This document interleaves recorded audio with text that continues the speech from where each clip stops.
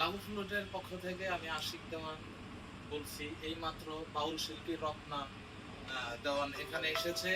আমি এই ভায়োলিনটা দেখেন, অ্যাকোস্টিক ভায়োলিন আমি ইলেকট্রিক করে দিলাম। দেখেন, আপনারা চাইলেও এরকম ভাবে করতে পারেন। আপনারা আসেন, যোগাযোগ করেন, যে মানে ইনস্ট্রুমেন্ট শিখতে চান আমার সাথে যোগাযোগ করেন। এখন এই রত্না আপনাদেরকে একটু বাজিয়ে শোনাবে।